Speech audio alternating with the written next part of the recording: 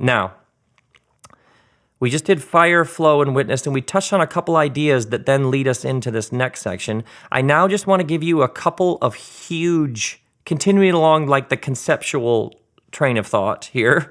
I want to give you some big ideas about what it is that you're doing with your communicating, because some of the questions that these ideas raise can help shape what you're doing at the highest level, so that when you are down in the nitty-gritty trying to figure out how do I land it, or how do I do the second to the last section, how do I segue into the last section, I want to show you some things that have greatly helped me at a very conceptual level you can ask questions about that may help you get unstuck on the little tiny tweaks and changes that you might be making in an outline or a talk when you're getting ready to give it. So here are a couple. Transmission, translation, and transformation. Idea number one. Transmission is when you are communicating and you are simply taking a body of information and giving it to people. It's information they need. So transmission would be, when you get on an airplane and they tell you how the safety features work, and they tell you where the exits are in case of an emergency. That's transmission. Here's some information. I am sharing with you the information. So sometimes in the course of a communication, all you're doing is taking a body of information and you're passing it along. And so the questions then you're asking are, how best do I pass this along? How best do I break this down? Are there 3 points, 7 themes? How best, is it 2 stories? How best do I get this information to these people and present it in a way that they can then take it and have the highest level of retention? So then if you're thinking about transmission, then those are the sorts of questions you want to ask, is how do I communicate this in a way that raises the possibility that when they walk away, they'll have everything they need. Now, the reason why I tell you about transmission is there is another layer of communication. Let's go one click down, and that's translation. Translation is when you have some things you are going to communicate, but if you were to communicate them in the form in which they currently are, the people that you are communicating to would say, "What? We don't speak that. We don't understand what that is." So what you're doing then in translation is you're taking whatever it is you're going to communicate and you're saying, how do I put this in language, forms, symbols, visuals, stories that these people would understand? If I speak to them in the language it's currently in, whether that's code, Japanese, whatever it is, they're not going to get it. So I have to do some work here to figure out how would I explain this to these people in a way that they'd go, oh, so I might say something like, it's like this. Let me tell you a story, and you realize what you're doing is you're putting flesh and blood on whatever that is. So translation, as you can see, involves an extra bit of work. Translation involves an extra bit of study and analysis and poking and probing on who it is you are talking to. And if I were to take this idea, which is inaccessible to them at the moment, what are codes, symbols, language, and reference points that they might understand, that they currently speak or do, that I could explain it? So sometimes communicators, sports analogies are a classic. It's like a team that has one of the players on the court that's not as good as the other 4. Like sports analogies, business analogies, family analogies, like analogies, metaphors. Sometimes I will be working with a Greek word or a Hebrew word. I did a podcast episode on the word teshuvah, which is this Hebrew word. And I mean, that's a literal translation. I'm going to show you where this Hebrew word comes from and what its roots are and all that. And then we're going to dance with it for a bit. So that's like literally translating, because my audience wouldn't know what the word teshuva means. But then you pull it apart and suddenly they're like, oh, teshuva, I've wandered from the path and I've had this moment of repentance and realization that I can return to the true path. And that's what's happening when you're essentially translating. Sometimes you're literally translating. Other times you're translating a concept.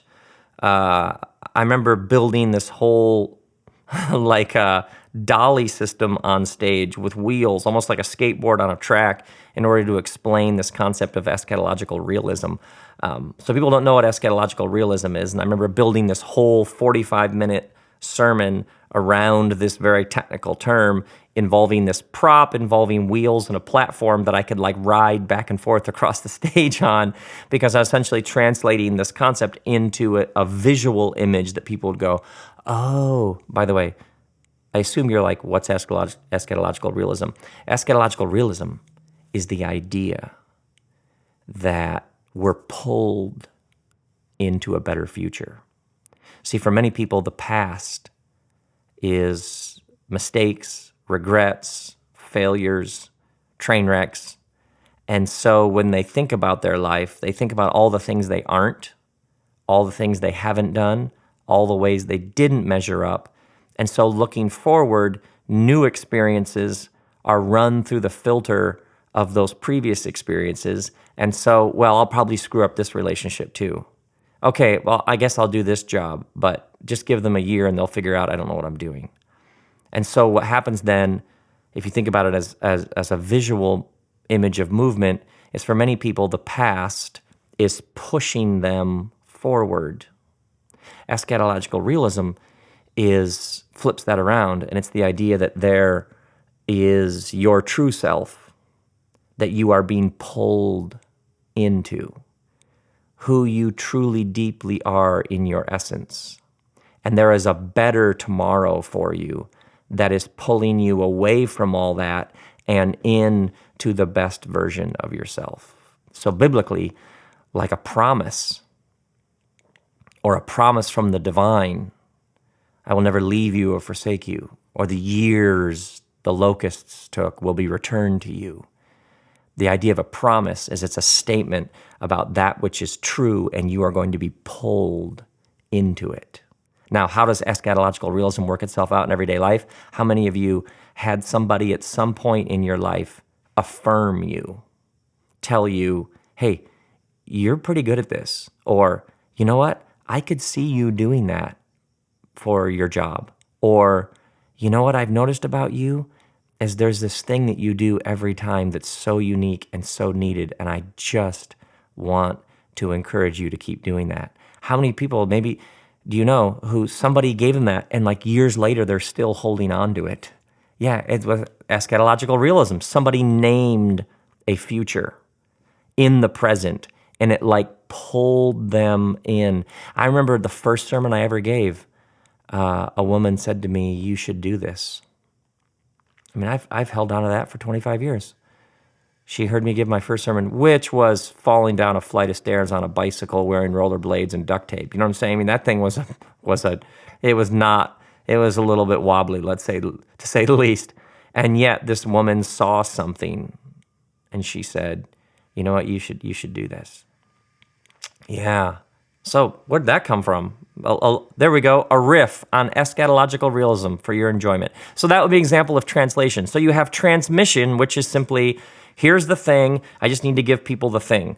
Here's translation, next layer down, is here's the thing, but if I give people the thing in its present form, they'll be like, huh? So I need to ask the question, how do I get the people who work on the factory floor to understand this concept? What are the language and images that they'll go, oh, yeah, we should rewire our whole distribution process, because that is a better way to think about it. Or how do I get all the moms to see this new way of organizing ourselves? Or the board, or the consistory, or the investors, or the congregation, or the political party, this idea over here, this content, this information, this truth, this thing that I've seen, man, I cannot wait to share this with them. But if I share this with them as it currently exists, I'm going to get a lot of blank stares. So I need to ask, how do I translate this into language, images, metaphors that they'll go, oh, yeah, well, we know that. We know that. Now, there's transmission, there's translation. Now let's go one layer deeper. There's transformation. Transformation is when you are sharing with them how whatever it is that is being communicated has done something in and through you. Transformation is when it's not just a body of information being passed along. It's not just a body of information that is being translated into new language, but it is whatever it is truth that is being run through the totality of your being. Now, obviously, this connects with everything we've done previously, but now here's the thing. Oftentimes, what people are missing in working on a communication is understanding what the different parts are of the thing they're working on. So one of the questions you could just ask on the front end of a communication is, okay, what's the basic stuff here that needs to get transmitted? That's a really powerful question you can actually ask. What's the basic stuff that needs to be transmitted? So sometimes when I'm working on something and I want to teach people a Hebrew word, or I want to show them 3 statistics about guns and violence, or I want to show them a pattern that exists in a particular story, whatever it is, what's the transmission? What's the basic stuff here that I want them to get? And that then is going to have a particular feel in the communication. Then the translation is, okay, what's the stuff that I need to do some work here to figure out how could I make it pop? How could I make it stick? How could I make it explode? How could I put it in the room in such a way that they'll be like, oh, yeah, we know about that. And then the transformation, of course, is where are the moments where I pull this into my own experience? I mean, the whole thing is being run through your experience. But what are the moments when I stop and I say, and like here are a couple language devices you might use, is where are the moments when I stop and maybe I pull up a stool and I sit down and I say, now, here's what this is meant for me. And then when you think, we'll get to the physicality of communication in a little bit, but as you even think about transmission, translation, transformation, this can even help you think about what you're physically doing in the course of the talk. So the transmission, sometimes you think, oh, I need a couple slides to show them the stat. I need to show them some data. Oh, great. So I probably need a couple slides there. Translation, I need to tell this story that is basically an embodiment of this one concept, because they'll get the story and then I'll say, now this story is an excellent example of eschatological realism, or whatever it is. Oh, to tell that story, I should probably have the baseball bat on stage, or whatever that story is, or I should probably have the chair, or I should probably show them how I was cutting the vegetable when that thing happened to me, or whatever it is. So I need a chopping board, I need a little table, and I need the vegetables, and I need whatever it is. By the way, isn't that great? Just like the vegetables, chopping the vegetables, whatever that talk is. The transformation. Oh, the transformation. Well, I need to show them what this did to me. Oh, do I have a picture of that period of my life when this thing began to shape me, when I first stumbled into this idea? Do I have a picture from that period? Do I have, or maybe do I sit down at that point on a stool? It's almost like I just showed them all this big stuff, but then I sit down and it's almost like an aside. Like I say to them, now, in light of all that stuff, let me tell you why this matters to me. And so even the physicality of where you're standing, how you're standing, what you're using is all being shaped by your awareness of what's happening at a transmission, translation, transformation level. Now, my friends, transmission, translation, transformation. Let me move to another series of big ideas involving words that all start with the same letter. that's very similar, but has also helped me at other times understand what was happening. So now let's move from transmission, translation, transformation to a new set of three, all beginning with the letter A. So when in doubt, make it all start with the same letter. Okay, first, here's another triad, another three layers that may help you get unstuck and may help you frame a talk. First off, there are actions. And sometimes in a communication, what you're trying to do with this communication is get people to take action. It's that simple. This talk is about getting these people to take action, to sign up for the environmental initiative, to form a caucus, to give money to drill wells. And so everything you are doing in the talk is serving this one idea. I want people to take these 2 action steps after the talk, or in the talk, maybe. I need people to get out their phones and text to this number so we can raise support, so we can stand for that group, so we can resist that, so we can rebel against that. Actions. And then when you're working on the talk, all of your questions are centering around, does this serve the thing I'm trying to do, which is get these people to take these actions. Now, there's another slightly higher altitude that is not action, it's attitude. And actions flow from attitudes. So sometimes you realize, wait, I don't necessarily need I'm not necessarily going for specific actions here. What I'm going for is trying to change attitudes about this.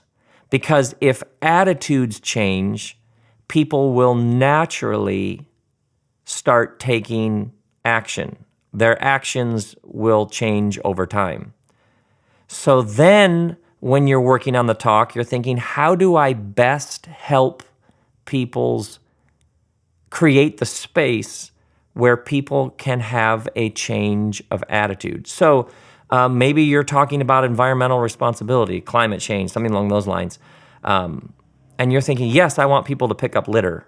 Yes, I want people to protest that factory being built next to that river. Yes, I want to, whatever it is, carbon emissions, whatever it is you are working.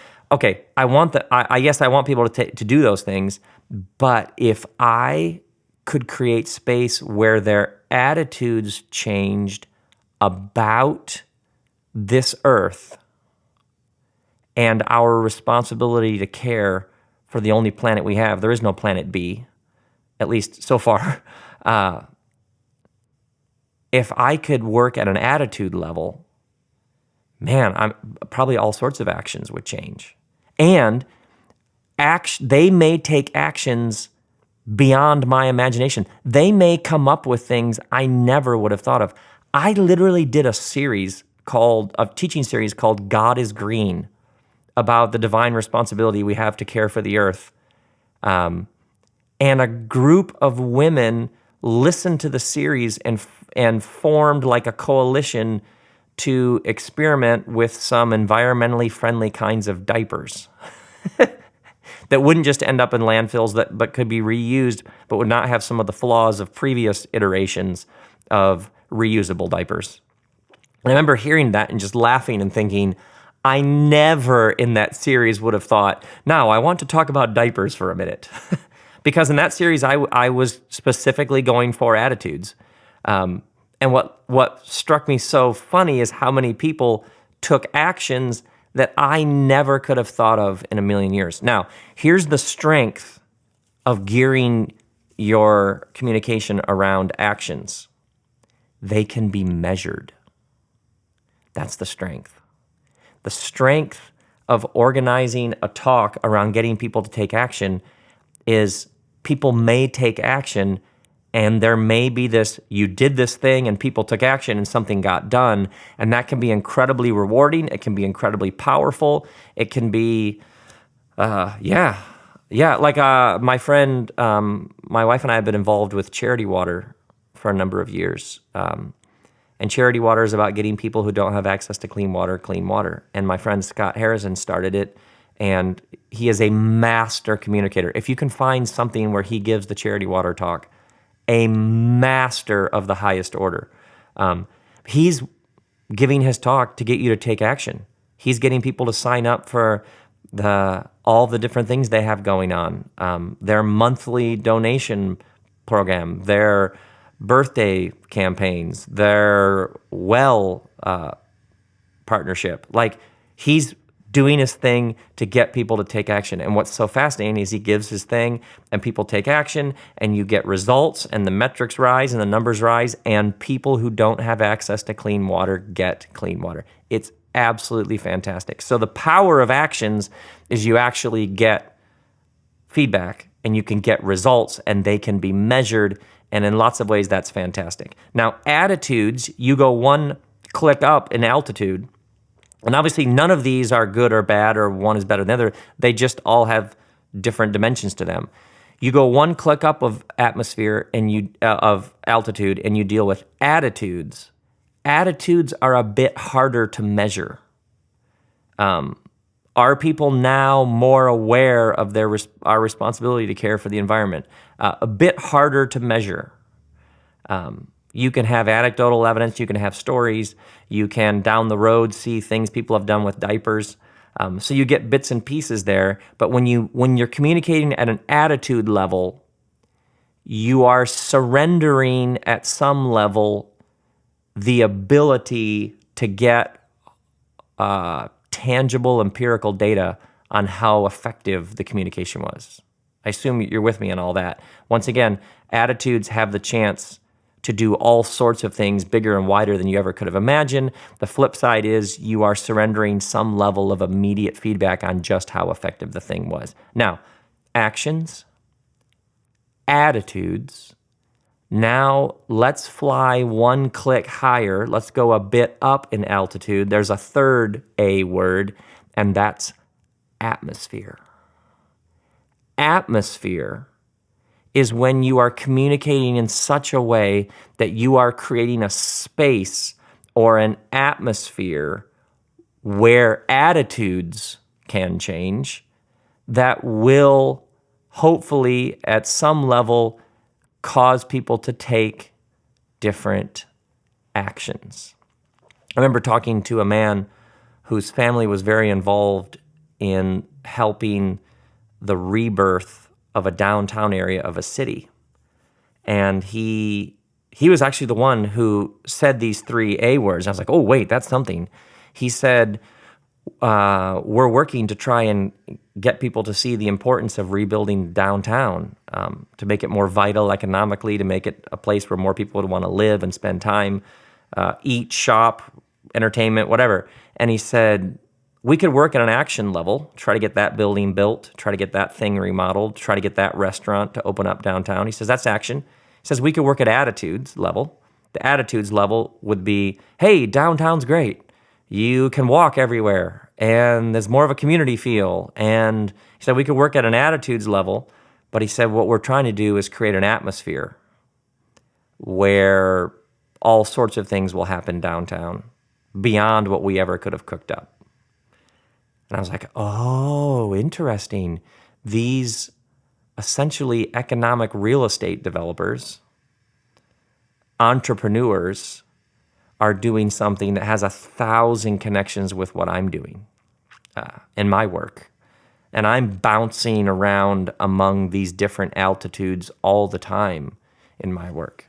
And actually, to give you some personal insight into this, I remember when I was in my late 20s, we had started a church. It was, the church was, lots of people were coming. More and more people were coming to the services we were doing. And people were joining the church, and we were hiring all kinds of people. And what was fascinating to me is this whole world opened up to Kristen and I.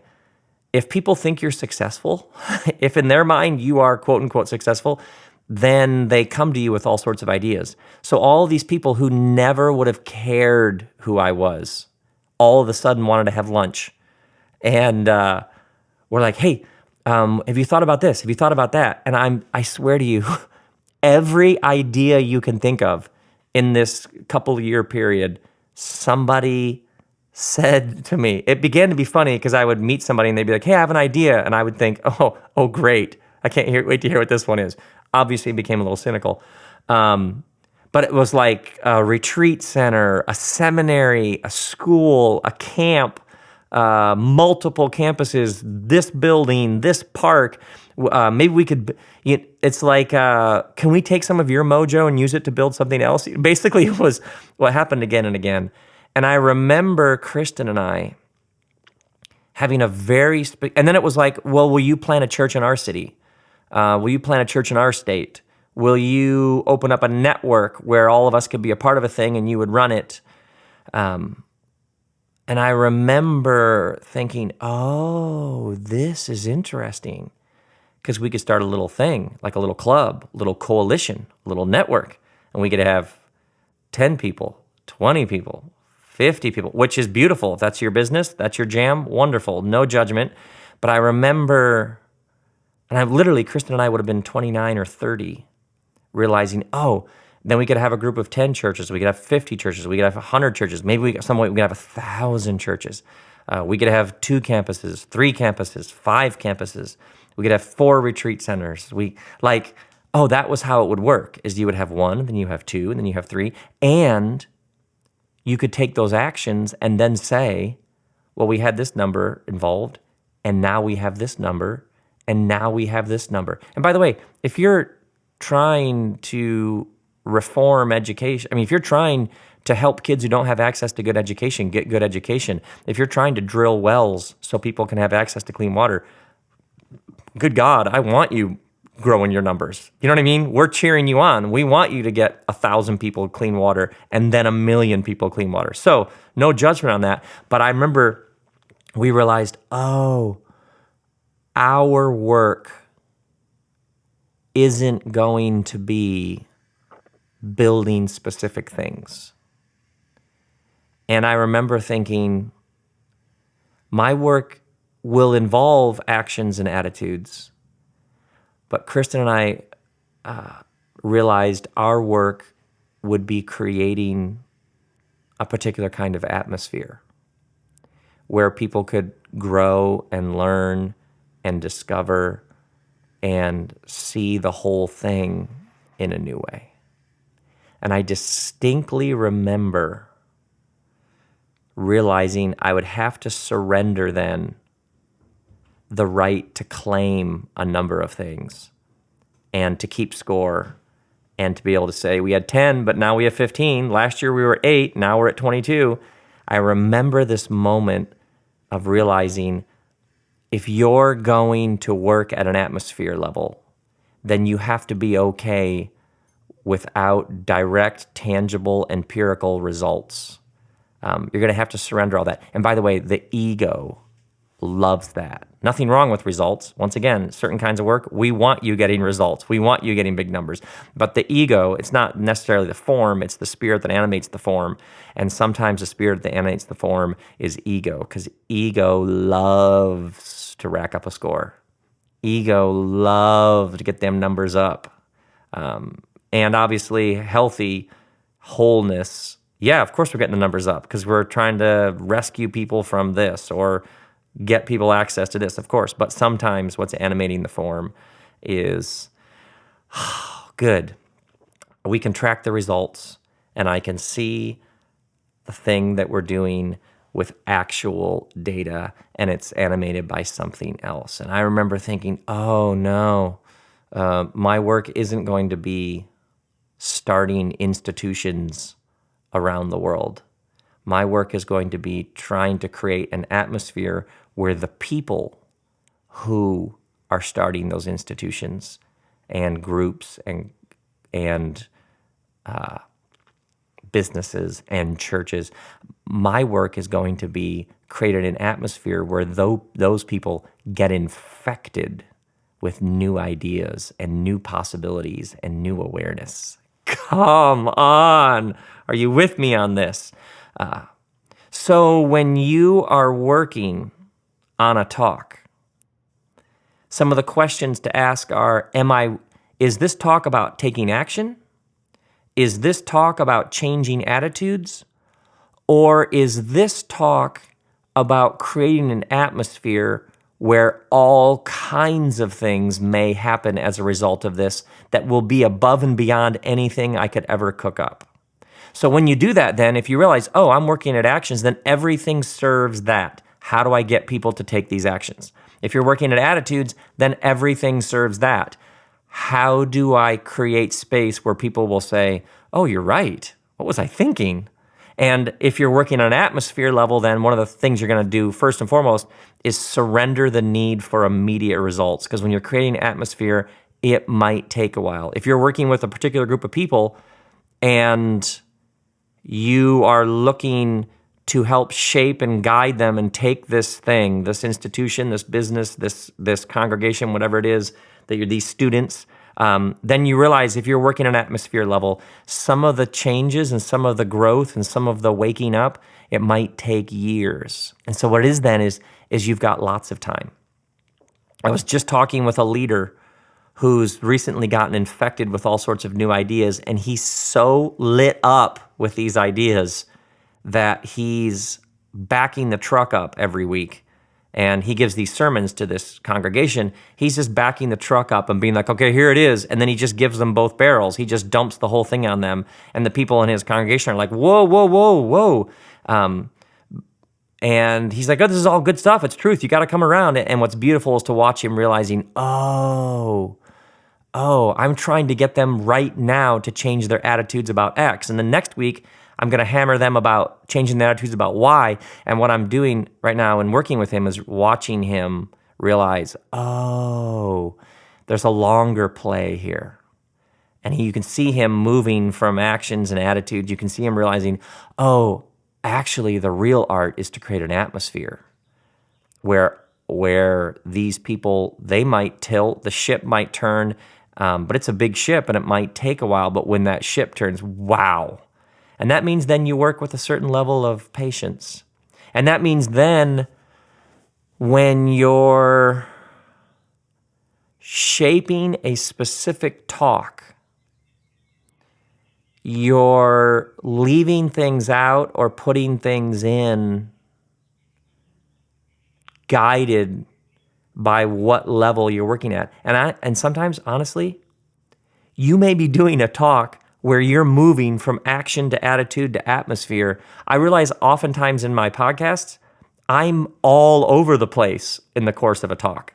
I'm in an episode, I'm all over the place. Obviously in my books, I'm moving from try this tomorrow to the largest, and even in this thing that we're doing right now with this Something to Say audio project that I'm recording, we're moving from specific actions you can take. Here's the question you can ask, all the way to the atmosphere of, can you believe we get to communicate?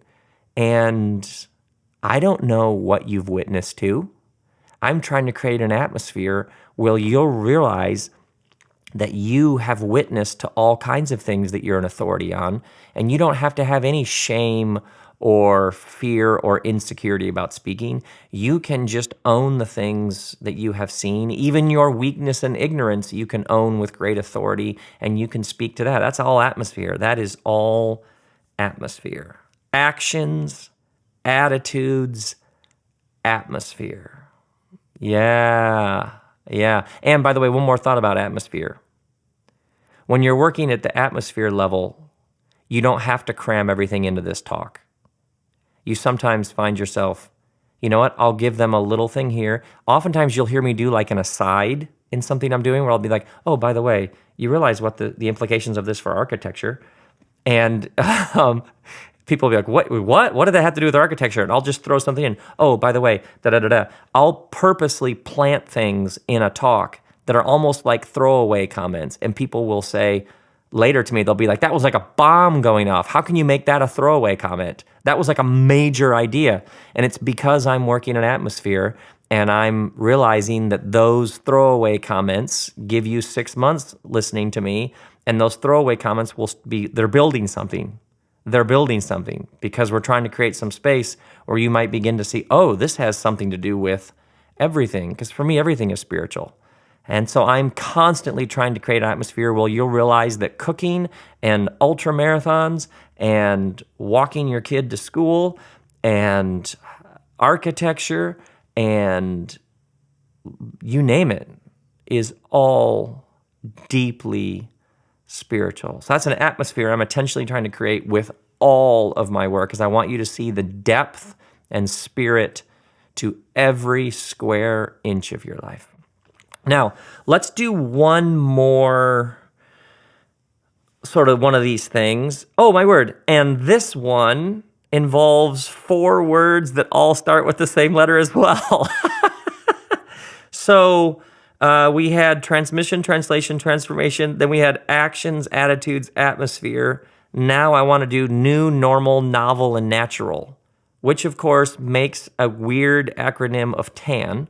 But new, normal, novel, natural is another way that you can think about this. And this will rescue you from a number of things that I've seen communicators do that later they're like, oh man, I just got crushed. And you're like, well, here's why you got crushed. So I'm trying to think how best to enter into this. When you were learning to ride a bike, a parent, aunt, uncle, brother and sister, neighbor ran along holding probably the back underside of the seat, saying to you, okay, pedal, pedal, steer, pedal, steer, pedal, steer. Don't hit that mailbox. Look out for that dog. Don't go run into that car. Don't go in the street. They were shouting all these things as they ran along with you on the sidewalk or in the yard. And then at some point, they'd let go of the seat, and you would go a little bit, sort of wobbly and shakily, and then you'd fall over, put some Band-Aids on, get back up, go back to where you started, and you'd repeat it again. At first, all of those instructions, and something, maybe you had multiple teachers, so everybody was yelling something different. Steer, don't steer, pedal, balance. It was all just coming at you in the form of words. But then, the more you did it, you began to see what they meant by pedaling, and you realized when you pedaled, it propelled you forward, and that kept the bike upright.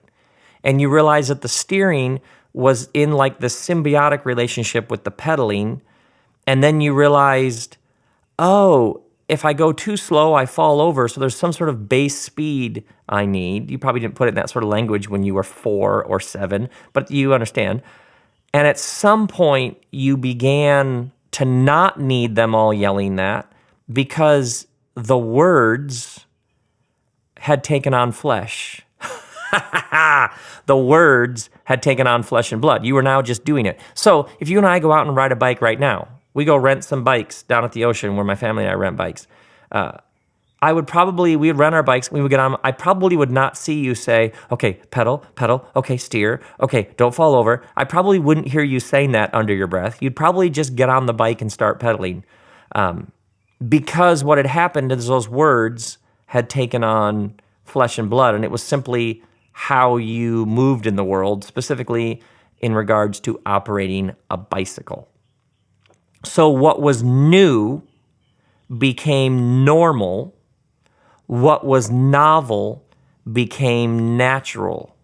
You now don't know how to not ride a bike. You just get on a bike. You don't even have all that dialogue and words rattling around, and you just begin pedaling and away you go. When you are communicating, you want to be communicating what has become normal and natural. If it's still new and novel, you run all sorts of risks that you may say a number of things that because you haven't lived with it long enough, you haven't worked through some of those things. So what sometimes will happen is somebody will read a book that gets them all fired up, and then the next 3 weeks they give a series of talks about this new idea. And then somebody comes up afterwards and says, yeah, but what about, and they're like, oh, I hadn't thought of that. And I've seen this so many times. People get fired up about something and immediately start spouting off about it. But they haven't lived with it long enough. And so it's so easy to poke holes in it. And then they get blowback and criticism and negative feedback. And it just is like, what is happening here? What's happening here is you didn't live with it long enough. So one of the things you can do is simply just make a vow with yourself. I'm not going to talk about things that I haven't lived with for a while. I'm not going to talk about things when they're first new and novel. So, new to normal, or you could put it novel to natural. And so sometimes some people just make a commitment. I'm not going to talk about things that I just learned a couple weeks ago, or 6-month rule, or when you're working on a talk, ask yourself, is this new and I'm excited about it? Or does my energy, enthusiasm, and excitement come because I've lived with this for a while and now this has moved into witness territory? I know this. I have experienced this firsthand. And the word that I would use for this is the marinade. You just live with it. You just let it soak in to your being. So sometimes some of the questions that can get you unstuck when you're working with something and you feel like you can't, like you have an idea, and sometimes what would happen, especially when I was starting out, is I'd have a new idea and I would be so excited to talk about it and I have all this energy, but then I start working on the talk and I would get frustrated because I couldn't figure out how to actually form the talk. And so I'd be like, I care, this matters. I'd have all this like tension, but I wouldn't, and energy, but it was so hard to put together an outline, and it was like, oh, it's because I just encountered this. And I haven't lived with it long enough to be able to say anything interesting about it. Now, there's one more twist on the whole new to normal, or what was once novel that becomes natural. Because there's this thing that happens, doesn't it? You encounter something new, you live with it, you have the marinade, you have the marinade with it, and then gradually it just becomes how you see the world. And sometimes what happens is you move down the road a ways and you can't even remember that you didn't used to see things like this. Now, here's why this is really important to understand as a communicator, is sometimes you are trying to communicate something and you have forgotten that it was once new to you. And so you're wondering why the people that you're talking to don't get it, but there was a time in your own personal history when you didn't get it. So the really interesting twist on the movement from new to normal or from novel to natural is when whatever it is that you're talking about, whatever topic, theme, subject, whatever it is that you're about to give the talk on, ask yourself this question: when did I first encounter this? When did I first see this, taste this, read about this, hear somebody else talking about it? And then secondly, not just when, but how did I first hear this? Was I open to it? Was I resistant to it? Was I curious? Was I provoked? Was I angry? If we were to meet your earlier self a decade ago, and your present self was to talk to your earlier self, are there things that you now see and ways that you behave and understandings you have that if you were to share it to your earlier self would have been like, no way, man, that's crazy, that's dangerous, that's heretical, that's way out of bounds, that's... So at some point with the way in which you see the world, most of how you see it was at one point new. So when you're working on something and you're trying to introduce things to people, when you've got a topic, an idea, an insight, a call to action, if you can go back through your own history and think about how you first encountered this and how it sounded to you, you may in that find all kinds of insight about how then to share it. Sometimes communicators get frustrated because people aren't coming with them.